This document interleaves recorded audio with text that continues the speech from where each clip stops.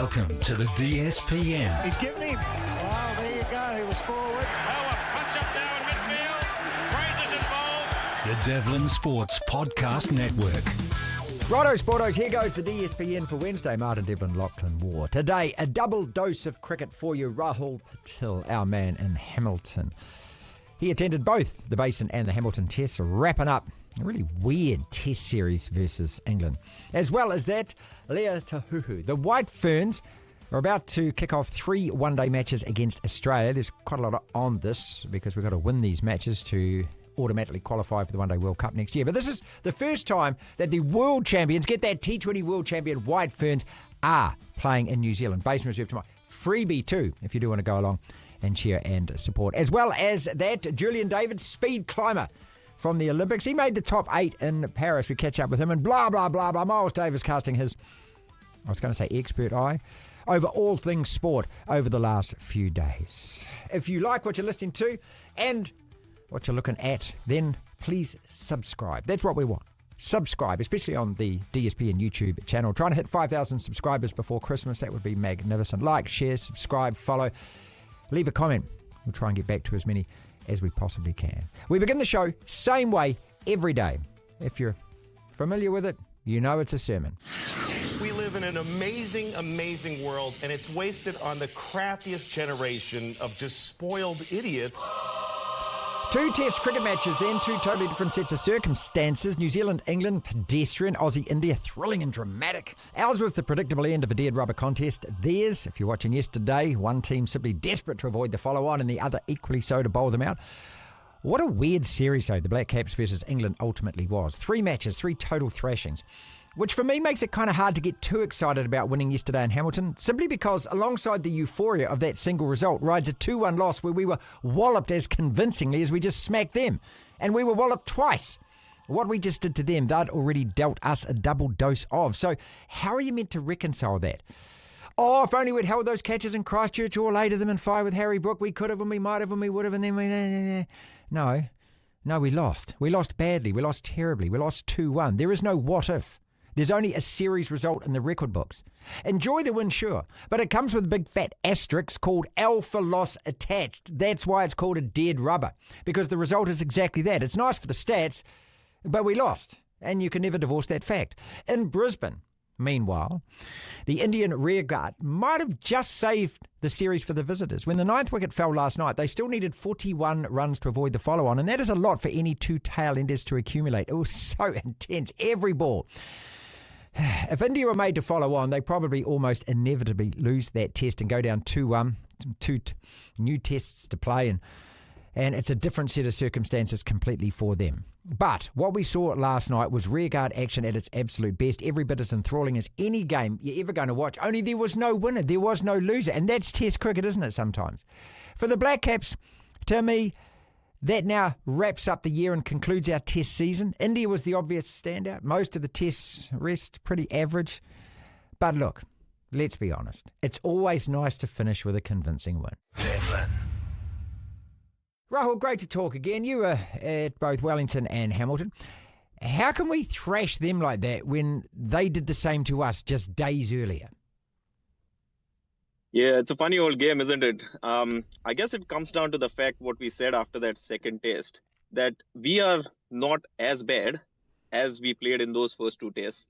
And England as a side are actually not as good as we made them to be in those first 2 tests. If you look at this World Test Championship table, after we've finished playing all our test matches, we played 14 tests, we've won 7, we've lost 7, 50-50 record. Right.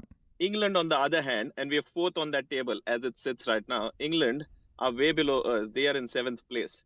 So overall, even though we've lost this test series, I think we're a better side than what we dished out there. And then finally, when we got it right in Hamilton, and it all starts with selecting the right 11, putting the right men on the park and doing all of those kind of things, we get the desired result. So, yeah, I think if you look back and try to sum up this series, we'll try and look at it as a series of lost opportunities. If we had held those catches and if we had done this and if we had done that and if we had done so many other things. If my auntie had a mustache, she'd be my uncle and all those kind of all things. of that. Yeah. But, I mean, look, so they that's played positive. 17 tests this year, England. They won 9 and lost 8. So their record is pretty similar to ours. Does that series, to you, sum up really the whole test season for the Black Caps? It's kind of like, to me, it's almost a microcosm of the whole thing, isn't it? We've had some fantastic moments, obviously India, and then we've had some pretty dreary, drab moments, and then we've had some absolutely terrible moments. Yeah, it does. The only thing that hurts is I would have been happy if it was 7-7, but we had won everything at home and we had not won away, because I think we would accept that. Where it hurts is that we did so well away and yet we let it slip through our fingers at home. Yeah. And that's where it hurts. There was one test in Sri Lanka where I think we could have, just got ourselves over the line. India was a dream. And coming back home, even if we had managed to win this series 2-1, I think we would have given them a huge pass mark. But yeah, as it stands, it's just a 50-50 season. With India, the obvious standout, it's just so frustrating, isn't it? There are glimpses there that you think, but we just don't have the consistency. And that really has been, my whole Black Caps watching life has been like this. Yeah, and look, as we said, nobody could have predicted what transpired in India. Fantastic, good on them. Once in a lifetime kind of opportunity. Ken Williamson will be gutted that he wasn't part of that. He's been part of so many of our good moments. He'll be gutted he wasn't part of that history-making tour. But that's what international cricket is all about. You forget what you've done the previous day, and you've got to come back and keep doing it again and again. You can't rest on your laurels. And as soon as you take your eye off the ball, you're going to get yourself in trouble. And that's what exactly has happened. On this side of the microphone, it's been hard to reconcile for me the whole kind of Saudi love fest. I do get it. I do understand. Look, the guy's had a great career, but just because you've had a great career doesn't mean that you're playing great and that you still deserve your place in the team. But being in Hamilton and being in that crowd, I guess you have probably a different perspective of that, because it's easy to dive on in the deep end with him and everything that he's previously done for New Zealand cricket. Would that be fair? It would. And look, it was, you get emotional at times like this. As a cricket fan, he's given us so much. And then when he came out to bat and he got the guard of honor and, he tonked 3 sixes in that first innings and the crowd was absolutely going ballistic, you do get caught up in all of that. But then as an analyst, when you look at the numbers and you say he didn't pick up a single wicket in that first innings, you start questioning, saying he's in the team to pick up wickets, isn't he? And that's his primary job. And he didn't do any of that. In the second innings, it was a fairy tale finish, got a couple of wickets, and it's a hard one because, yes, you want, I'm a romantic at heart and I love romantic novels. So, you want a fairy tale finish for every cricketer that you like. And we love Team Saudi. But unfortunately, international cricket is cutthroat. And if you're not at the top of your game, then you don't deserve a place in that side. Great, look, this is a great point. This is nothing personal going on here. I mean, look, if you're selecting a national sports team, then the best people have to be selected because they are playing the best. It just comes down to that. I mean, we aren't good enough to carry passengers in our team. We're just not. And, the fact that he's so ineffective in those first 2 tests, I'm not saying it cost us a series, but he's been like that for the last year. So, hip hip hooray. Congratulations to him. I mean, I'll look back at this like every other cricket fan and go, what a wonderful servant for New Zealand cricket. But it does still stick in the core that I don't think he should have been playing this series. And you're absolutely right. But again, I would put that back on the selectors and the team management, because Saudi did the right thing by stepping down from captaincy. He realized that he's probably not at his best at the moment and doesn't demand a place for himself in that 11. So he did the right thing. After that Sri Lanka tour, he stepped down from captaincy. Now it was up to the team management, the coach, the new captain, and the selectors to have that difficult conversation with him and say, you know what, you've been a great servant for our cricket, but at this point of time and in the scheme of things right now as they stand, you're not in our best 11. But they didn't do that. So do you blame Saudi? You can't blame him. I'd blame the selectors and the team management for that. It's always a great way to finish, isn't it? Again, I'm trying to reconcile. We lost the series 2-1. So despite the fact that we won so well yesterday, we still lost the series. So, I mean, it's nice to finish with a win, but we lost. Huh. So it's hard to go too much of this. Yeah, absolutely. And look, you can attribute that to many things. For starters, we picked Will Young, and it showed the importance of having an opener, who is cool, calm, collected, sends a message to the dressing room saying, look, guys, batting's easy. Just relax. I've got it under control. And that's the kind of feeling you got when you looked at him on the screen. We also picked Mitchell Santner, who I think, I don't want to say this, but I'd love for this to be true, that has Mitch Santner finally found a test cricketer in himself. Yeah. He's last 2 test matches that he's played now, he's man of the match in India and back home in New Zealand. So touch wood that hopefully he's found himself as a test cricketer. And so there were some real positives to come out of this test match. Plus Kane's century. I mean, you were there to see his 33rd century. I mean, just say that out of 33 centuries. I think he's equal second on the list at the moment of those who are active who are still playing who've scored. I mean, that's just wild, isn't it? When Marty Crowe got 17, we thought it was extraordinary. But 33, that's double it. Crazy. Yeah. Look, and I don't know if our fans remember that back in the day we used to talk about the Fab Four. There was Stephen Smith there, there was Joe Root there, there's Kane Williamson there, and Virat Kohli there. Kohli was way ahead of all these four at one point of time in his career. But look at what Kane Williamson's done in the last few years, and he's just come back and he keeps peeling off this hundreds like it's water, just water off his shoulder, that easy. And he makes it look really easy, makes it batting look like a joy. And look, I think he's at that point in his career where I think if he comes out with the mindset, I'm going to score 100 today, he's got the skill and the form to just keep doing that. Long may it last, and we all know how age catches up with a lot of people, but let's just sit and enjoy this wonderful cricketer that plays for our own country. And we finish with a win, which should mean we finish with a grin. Yeah, we do. And it's been a good end to a long season that's not been the best. I think the biggest disappointment for me would be that World T20, which kind of, I thought we would do a lot better than what we did over there. Should have. I think the emergence of William O'Rourke, he is my cricketer of the year for 2024. Such a brilliant find. I kid you not, I was watching that spell in Hamilton and he was bowling some serious gas. Yes, he was. And when he gets it right, the 145s, the 146s, the 147s are coming out. And it is so good to see. I hope he never, ever settles down to become a line and length medium pacer. No, he's a weapon, isn't he? He's a destroyer and a weapon. Uses pace, uses intimidating pace in his bounce, yeah. Absolutely. And captains moving forward should use him that way. Short spells, 4 overs each. Come and give me, your best.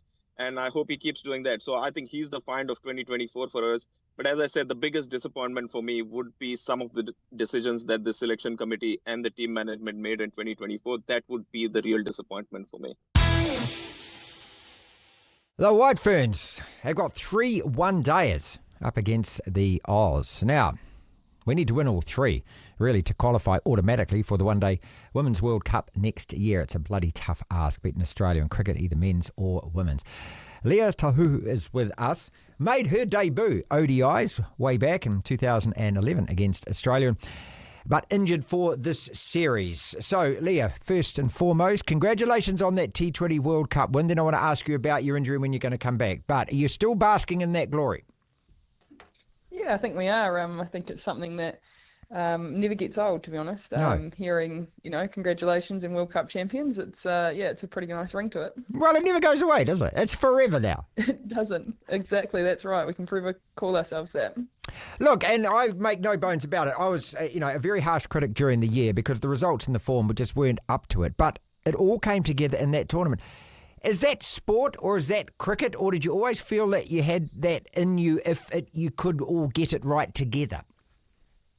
Yeah, I think we knew that we were building towards something, and obviously the form going in is well written about and well critiqued, which it should be, to be fair. We lost 10 in a row, so but we knew that we were building towards something pretty special, and I think that first game of the World Cup where everything sort of clicked and came together against India, and we put a pretty good performance out there. We just grew belief from there, really, and we're able to just put games of cricket together, which cricket is a fairly fickle game, and look, things just fell into place for us in the end.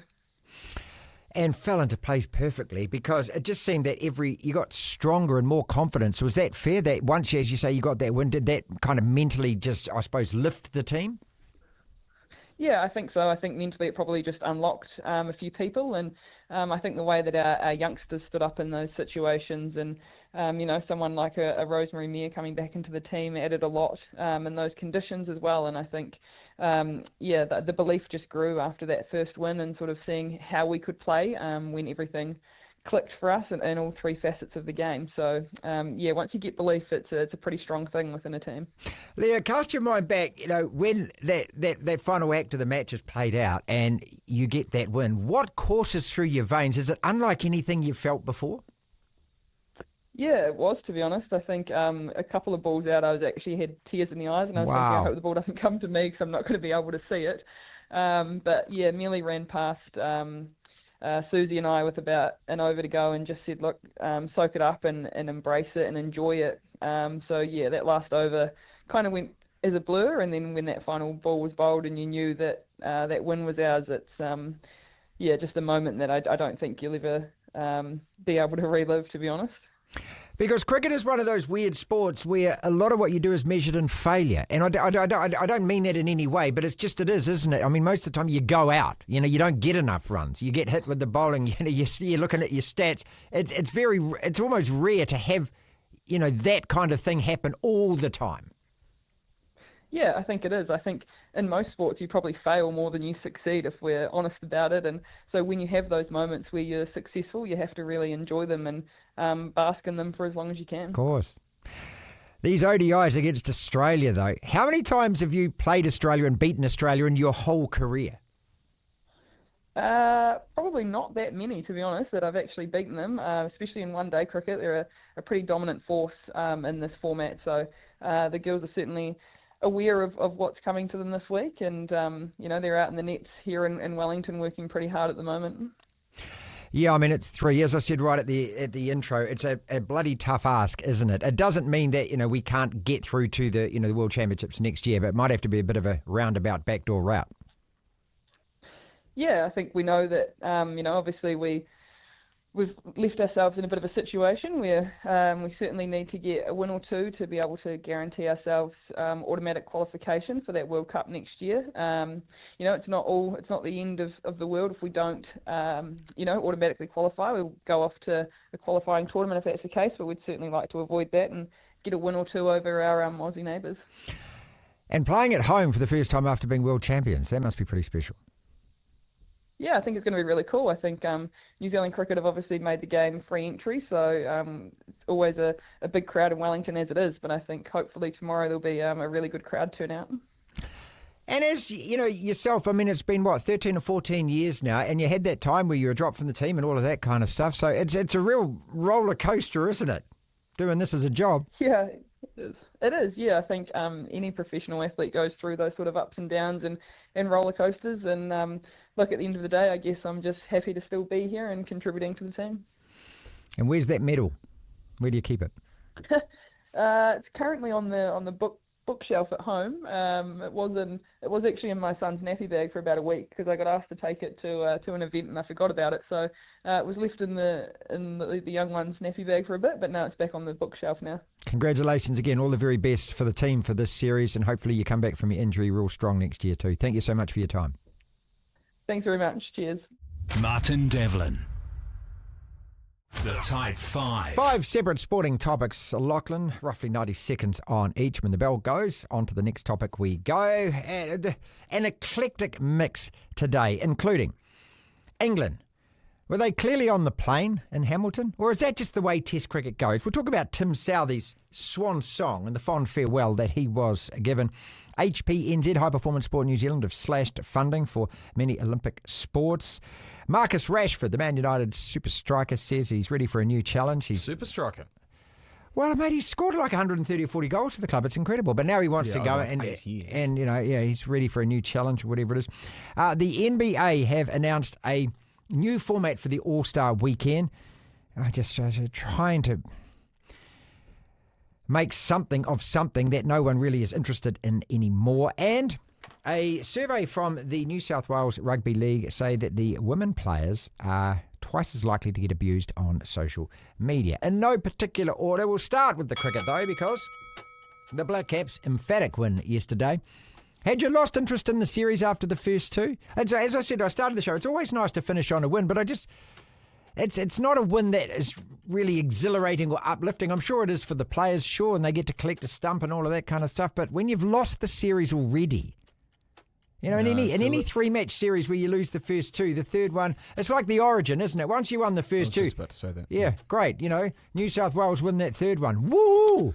For me, it's the same as State of Origin, but I'm not the same as cricket numpties of decades long like yourself. So I don't look at a single test win as anything too special when you've already won the series. I don't care about the margin because there's no way England were playing at the level that they were playing in the first two tests. Because if they were, well, neither will we though. Well, we were terrible in the first two tests and we played bloody well in Hamilton. Well, did we play well because they took their foot off the pedal? I don't know. I think so. Well, there's always a suspicion, isn't there? These dead rubber tests are never good measures of who's actually really good or not. So, no, I didn't watch anywhere near as much of it compared to the Wellington test. I don't care. The Tim Southee Swan Song thing for me wasn't a huge draw because he's been overstaying his welcome as far as I'm concerned from a playing perspective. Yeah, and look, and I've read varying comments about this, and those associated with the broadcast, from TVNZ Plus. Of course, they're all going to be on Southee's side because that's all part of their job. I understand that, but I think it has been quite farcical, hasn't it? It's not that it's all about this series. The guy shouldn't have been playing for the last 12 months. And the fact that he's been continually selected and gets to select himself, and that leaves a sour taste for me. I know he's had a great career and I admire all of that. But, just because you've had a great career doesn't mean that, your career ends the way that you want it to end. And his should have ended before that series. Simple as that. On merit, I'm talking about. But hey, bar humbug, I'm just a sour old puss, aren't I, if that's the case? Yes. And no, I'm not. I'm a cricket fan that says those other bowlers should have been given a chance in the last 12 months. Well, I'm sourpuss about Marcus Rashford, who now says he's ready for a new challenge. Well, I didn't really realise that you'd finished the one with Man United, Marcus, because the last couple of years, you've had one great year. You're like the Warriors, 30 goals a couple of seasons ago, and what have you done since? This is a guy who started playing when he was about 18 or 19 for the club in 2016, I think it was. 16. Didn't he debut against Arsenal? Scored 2 goals. And has scored about 120 or 30 goals or whatever, and should be leading our line. But he's one of those players who's just, he sulks, doesn't he? He drifts in and out of games. He doesn't chase back. He doesn't actually put it in for the team.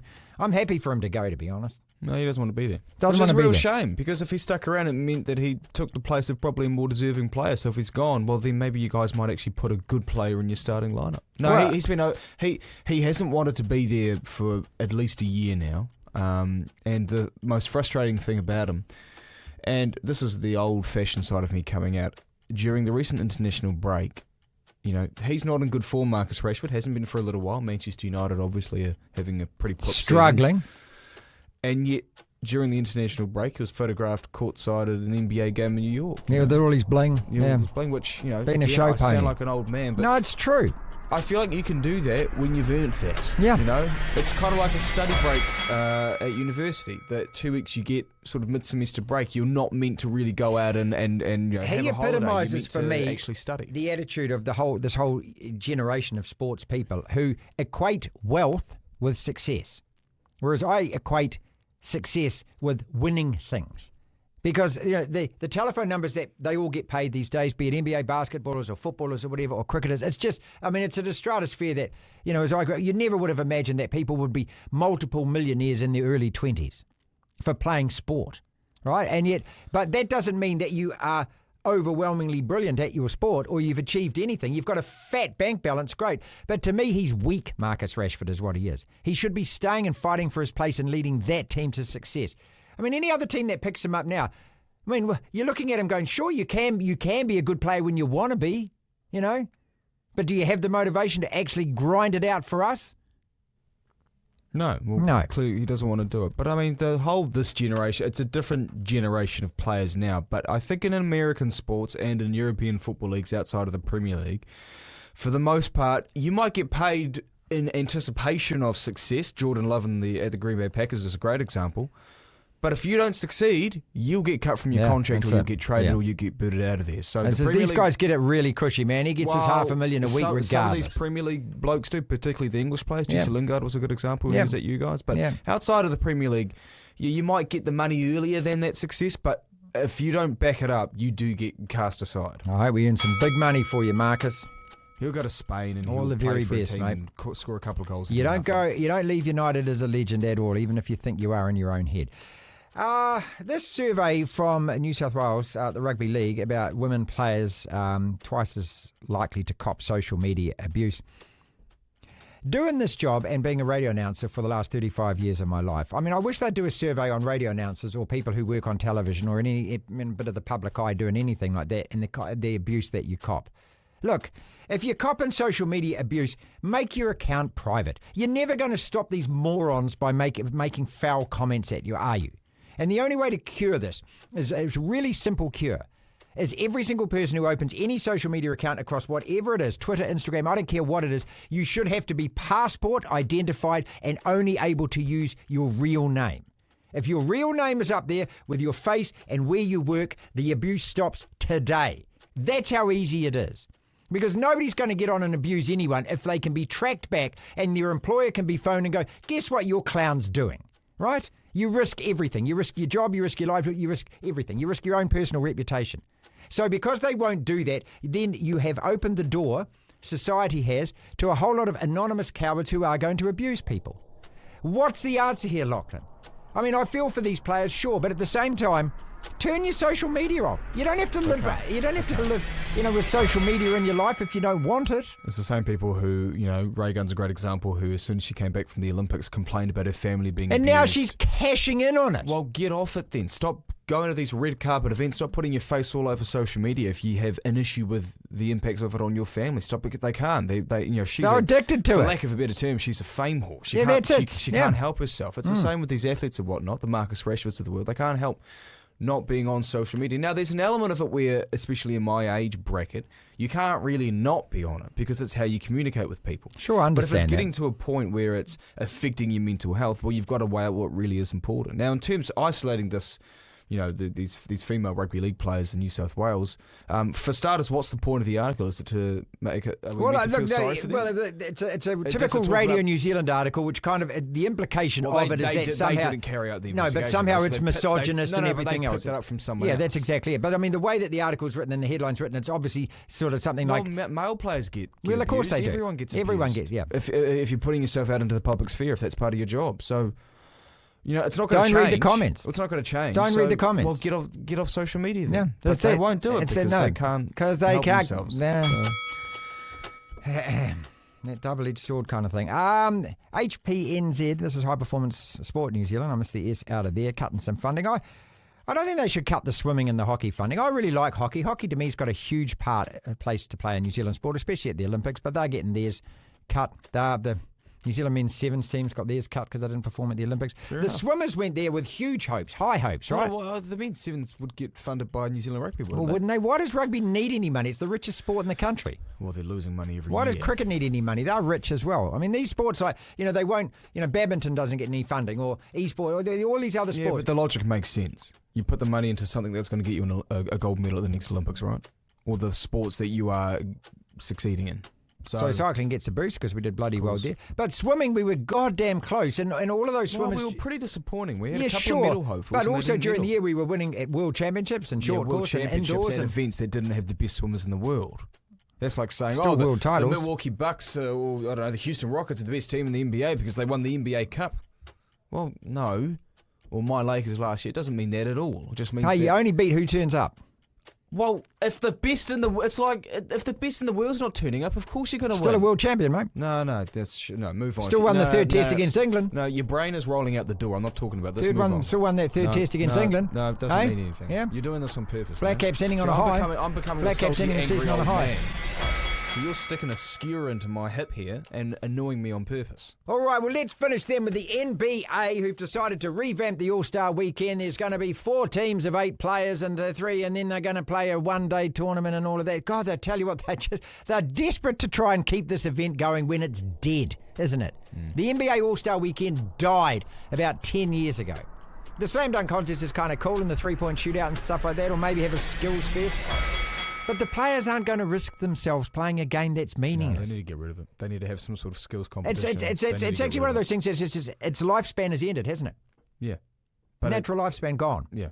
I mean, the days when East versus West and the players used to go for it and wanted to win that, because there used to be something of consequence. I think home court advantage for the finals was... No. Well, no, it's actually only baseball. That was baseball that did that. The NBA, I don't think, has ever had that. So it's something that it's hard to watch. It's nice to see all these famous players all on the court at the same time. But the NBA is so deep now that you actually see these players in games anyway. You'll have a game where you got Jokic and Luka Doncic and Kyrie Irving, so it feels like a mini All-Star game. Any sport that plays no defence, there's no point watching it, okay? It's the same as that's why the kind of the Pro Bowl for the NFL... It's a parade. It's never been anything serious. It's just now caught up with... We'll put them all in open-top limos and drive them around the block a couple of times. Do that. Yeah, and have an autograph signing session. Have some sort of fun little fan day or something at a city that hosts it. Have a whole lot of mini games. Have the players interact with kids and you can come along and get that. yourself... That would actually be a much more productive use of the players, would it not? Yeah, I think so. There you go, NBA. I'll send you the invoice. Young man in front of us, Julian David, is, in my opinion, one of the stars from the New Zealand Olympic effort. No, there's no medal around that neck yet, but made the top 8 in the world in a brand new Olympic sport called speed climbing. Very pleased to have him back on the show. You've been really generous with your time all year, mate, so thank you for that. And congratulations on making that last 8 at the Olympics. Oh, thank you. I appreciate it. No worries. It's always good to come and talk to you guys. Well, you know, your big dream, we've spoken about this in the past, was to, you know, wear that silver fern on your chest and compete at the Olympics. So does your mind go back to that very often still? Yes, well, it's always like I keep getting reminded of my times, like even like to a lot of people 2 years ago doesn't sound like a lot, but to me it feels like a lot. And that was like my dream was to go to the Olympics, you know, so the fact that I managed to qualify and looking back on it now, I feel very privileged. Do you look back and think, if I could have done this different, if I could have done that different? Because the one thing about just being a spectator watching it is the margins are so fine. Yeah, exactly, which is why, you know, I can't be annoyed with what I've done, you know, it's like, it's more than I could have asked for, you know, it's obviously gutting. I slipped at the end in that last race. I'm sure you remember I was versing Sam Watson, the world record holder. Mm-hmm. Last hold, but it was neck and neck the whole way. I was just stoked to be there, so at the same time, it's like super privileged. When that happens, does it almost slow down, like, you know, at that stage, I've just slipped? Yeah, because all the momentum stops, but the crowd was so loud that it was like I didn't have time to really register it. I just finished the climb and was like, oh, well, that's me, but I may as well enjoy it, you know? Mm-hmm. And world records were getting broken. It was almost like every second competitor at that time. Yeah, I saw a crazy stat actually that every single climber apart from one ran faster than the Olympic record from the previous Olympics in Tokyo. So yeah, it just goes to show the improvement in the sport, right? Yeah, it's interesting to me that that's the way you talk about it. It's running. You're running up a cliff face. Yep. Yeah, that's literally how we describe it. It's just running up the wall. And how different was it being in front of a huge crowd like that as well? Was that the most people that you've ever, I was going to say, played in front of? Most people I've ever raced in front of, no, actually. It's just the way they set it up. So in Chamonix, France, they actually have, like, that's probably the biggest climbing culture. The World Cup there is phenomenal. It's just the streets are packed. There would probably have been more than 6,000 people there. But in the stands, just the way they'd set it up, like surrounding you like that, like a stadium almost, made it seem like there was more. And they were a bit louder. Julian, you're such a young man. You didn't look as though you were overwhelmed at all. What was coursing through your veins? Did you have to breathe or anything before? And I saw you with your headphones on and everything relaxing, but you were just so chilled about it. Yeah, that's it. The music's like really what keeps you calm in the routine, so just make it as familiar as possible, right? So, I mean, yeah, obviously it's a lot of pressure, right? It's a lot of people, but it's like the last thing you think about. Like, you're just there to do your thing at the end of the day, whether I'm here at home climbing or at the Olympics, it's always the same routine. So just familiarizing yourself with your routine, your competition, how you're going to do it, and see how it goes. Now what though? Because you've seen, those that were better than you, and it's again fractions of seconds and things. How do you make up that difference? It's really just repetitive nature and like keep on training, find the minute little differences off of analysis and videoing yourself. But at the rate I've been going, like at the start of 2024, I was running 5.6, which would have been nowhere good enough to get me into the finals at the Olympics. And then at the Olympics, 6 months later, dropped to 5.2. So that's a huge margin in your sport. Yeah, when you get, like, as soon as you hit 10 seconds, it gets quite hard and takes quite a while to get down, down, down. But with the progression I've been going at, I think it'll be like in the next year, I can drop another half a second, which is pretty, like, that's a lot. Did you find that when you made that 8, did it, I don't know how to ask this question, but did it legitimize yourself in your own mind with all the other big names in the sport? Did you actually feel like, hey, I tell you what, I can actually get these guys here? Like a little bit. It just made it feel closer, because at the start of the year, even the possibility of making finals of World Cups was still quite far away in my mind. So I guess now it has kind of sunk in. Then it definitely hadn't. But yeah, now I just feel like I'm more competitive in the top 16 for sure. And what did it feel like, young man with a silver fern on, representing our country? Yeah, it's crazy because, like I said, I remember watching back in 2012 the London Olympics, and I knew then, I wanted to go. I didn't know what sport for. I was playing football at the time up until I was like Were you any 14. good? Gave it up for climbing. I was all right. I wasn't like competing. You weren't Chris nationally Wood? or anything, but yeah, Chris Wood, he's phenomenal. I love watching him and the Auckland FC that they're doing pretty well as well. Yeah, they're doing pretty well too. Yeah. So you're in your downtime at the moment. How long does that go for before you full on back into training? And what are your events next year we need to watch out for? Until the 10th of January, I have a rest, and then the competitions I have next year are what we call World Cups, and I have 5 of those next year, and then World Champs, which will be what I'm aiming for at the end of the year. And they're running you know what the World Games are? It's like the next step down from the Olympics, basically. Yep. There's going to be speed climbing there, and they're going to try a new format, which will probably be in LA, 4-lane speed, so there'll be 4 people running up at once. Wow. That would be great. Excellent. It's a great spectator sport, let me tell you that. Yeah. It's brilliant to watch.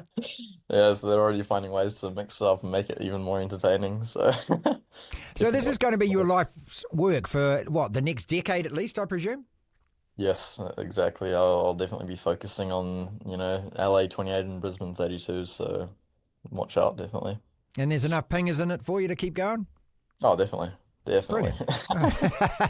Great to hear. Are you more recognised now? Like, are you walking down the streets of Tauranga and people are going, wow, that's you, that's Julian? Like the first week I came back, definitely it was a bit of a shock. I mean, Tauranga's already a small place, so everybody, I guess, word of mouth, and everyone liked the sport of speed climbing apparently back in New Zealand. So, people talking about it, and I was like walking a dog, and they're like, "We love you, Julian," and so I drove past. Fantastic. Not so much. That's so cool. But you got to get used to that now, because part of it is also selling yourself, isn't it? I mean, that's part of the thing. You are your own business now. Yep. Oh, 100%. Yep. And I just sell myself as like a startup business, so if anyone's listening, hit me up. Yeah, that's right, and can support you in any way. Mate, you made us extraordinarily proud. As I said right at the beginning, it's been great to catch up with you all year and follow your progress, mate. Big ups to you. Train hard, and we'll catch up next year, eh? I appreciate it. Thank you. I look forward to it. Devlin. Good God, mate. Which one's you? The thing on the shoulders?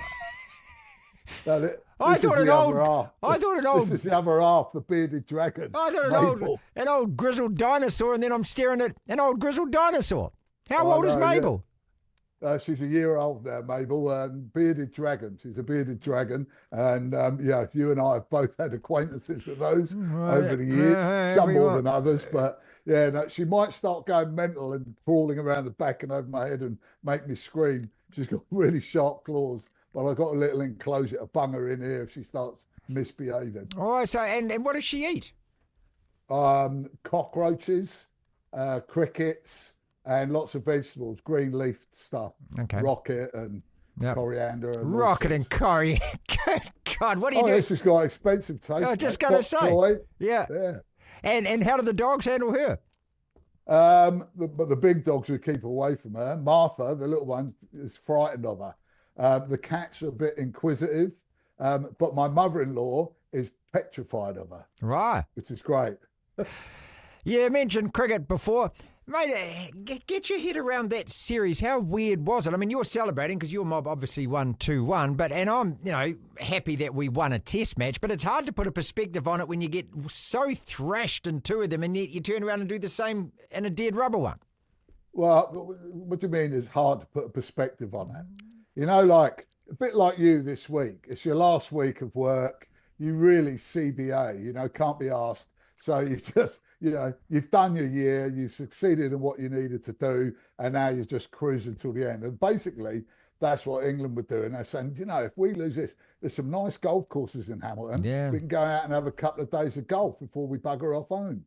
And that's what they're doing. Apparently them and the New Zealanders went out and played. I mean, it's a lovely life, test cricket, isn't it? You get thrashed like that, you still get paid. Someone else picks up your dirty laundry, does that for you, checks you out of the hotel, makes you sure your bag's at the airport. You can just go and play some golf, I'd rather play football, hour and a half, rather than 5 days in the field in the hot sun, 6 months at a time away from home. Give me football any day over cricket. So when you look back at England's year of cricket, 17 test matches, that's a lot, isn't it? 9-8 the record. So where do you stack your team at the moment? They're just, obviously with 9-8, they're inconsistent. When they fire, it's exhilarating, as we saw in the first 2 tests, but when they don't, it's painful. And I don't know, is it really test cricket if you play? And Baz has done really well, but is it really test cricket if you just go out blazing the whole time just and play it like away. it's a T20?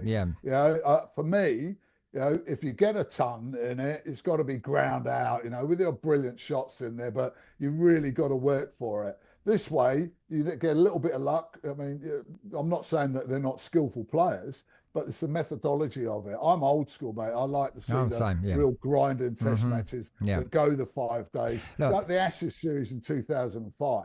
Yeah, that was greatest series ever, probably.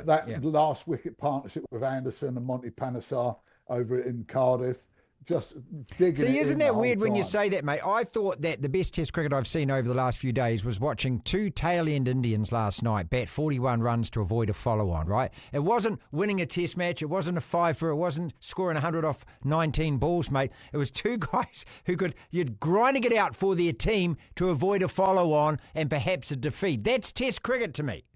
Exactly that. Well, we mentioned it the other week, Chris Broad. Not Chris Broad, Stuart, his son, Stuart Broad, and first with Pryor, and then Pryor with Panesar again at Eden Park. Yeah, right. Grinding out. And those can feel like wins. For the side that really is in the ascendancy and it's got 9 people in the slip cordon, it feels like a defeat. But for those, and that's the great thing about Test cricket, there's always an opportunity to redeem yourself. You could have had a bad day with the ball. You could take a catch in the field. There's so many ways you can do it, and that's why I think it's one of the greatest games in the history of mankind. What are your highlights of the year, sporting wise? What stands out? A few things, a few football ones, obviously, because I'm very passionate. I'm passionate about all sports, but football's the main one. I think the Phoenix. Last year, during the year, they've tailed off a bit the last couple of games, but the way they performed last season was superb, and it lifted the spirits. And I think that, their durability has definitely opened the door for Auckland FC, and they've certainly grabbed it. You could say as well, that's a highlight. Yeah. Chris Wood as well, while we're still on football, Nice. a couple of more. Chris Wood, phenomenal. Still, I think not really appreciated here exactly how well he's done and how hard it is to achieve at that level. Yep. That's the top hardest league in the world. Mm-hmm. There's thousands for every one that get in. There's Hundreds of thousands that miss out, mate. Yeah. And we all want to play professional football. Of course. But there he is. He's done it, and he's done it consistently. And to be honest, he's got better and better. Which I think he's having a purple patch, isn't he? He's really come on. Yeah, late in his another career. highlight, my last football highlight, Moyes and Southgate. Oh, here we go. God. That's You should be talking about West Ham winning the Conference League, mate. Come on. No. No, that was a year before, wasn't it? I don't know if it was last year or whatever. I think it was a year before. So I can't talk about that then, but then you wouldn't know anything about it. It's a long distant memory. And in fact, every game we played in that, we were very average. I think until we played the final, we hadn't played anyone decent. And you're averaging that final till the 90th minute anyway, mate. But Moyes, exactly. the bane of your life was Moyes and Southgate, right? Yeah, and they're gone now, and it's sort of, uplifted. I'm really uplifted. Be interesting to see how Tuchel goes. Lopetegui at West Ham is just like a Spanish Moyes. He just makes his substitutions earlier, and he never picks the team that 99% of the fans want. And the fans watch him every week. They know a good player and a team player. They know who should be playing. And unfortunately, the manager's too stubborn. Black Caps in India. Mm-hmm. Black Caps in India, absolutely superb. Forget about what happened now. You've still got Mabel's on the move. The Olympics as well. The Kiwis' performance at the Olympics. What was it? 10 goals or something, 20 medals. Oh, crazy. But the favourite of all of them, and I don't know why, probably because you don't associate New Zealand with that discipline. Hamish Kerr in the high jump. Yeah. Mind my neck, Mabel. That should go around the back now. But Hamish Kerr in the high jump was just fantastic. Nostradamus for next year. What's going to happen in sport? Right, Warriors top 8. Okay, I'll take that. I'll take that right now. I don't know how far they're going to go. One of the real stars of sport in the last sort of 18 months, 2 years, Luke Littler, who's up in action at the moment at Ali Pali. He's going to win the World Championship. Europe are going to win the Ryder Cup at the old Bethpage Black course, which I think September, October, sometime around there. England are going to win the Ashes in Australia. Okay, good call. Which would be magnificent. And I think most unbelievable of the lot, you're still going to have a job and your missus won't have left you. I'll take all of that. I'll actually take all of that. I'll take every single bit of that. In terms of our own football teams, yours and mine, who finishes above who in this Premier League? Because we're both mid-table. I think we're going to finish above you. Oh, bollocks, mate. I tell you what, that is how low we've sunk, isn't it? That is how low my mob have sunk. Have you had a look where Nottingham Forest are, mate? Yeah, I know. Top 4 at the moment. Always a pleasure, mate. We thank you so much for all the time that you give us. Some genuine, sincere on that, mate. And I hope life is absolute corker for you in 2025. No, me too, mate, because it's been a bit of a bugger this year. Yeah, but it's anyway, been a hard year, onwards and upward. Never let the bastards grind you down. Never let the bastards grind you down. And if you need to watch something really cool over the holidays, watch that Churchill 4-part doco, mate.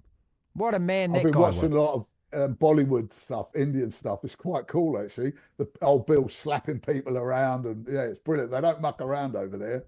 Devlin. That's our podcasting show for today. Again, if you're liking what you're listening and what you're seeing, then a small favour, if you will. Can you please hit like, share, subscribe, follow, tell a friend about it. We are a fledgling podcast and show, the DSPN, and we need you. And if you are participating, well, just click that subscribe button. That would help enormously. Thank you so much if you already have. Again, tell a friend if you like. We're doing this every single day, putting out a show every afternoon. The DSPN. This is the DSPN.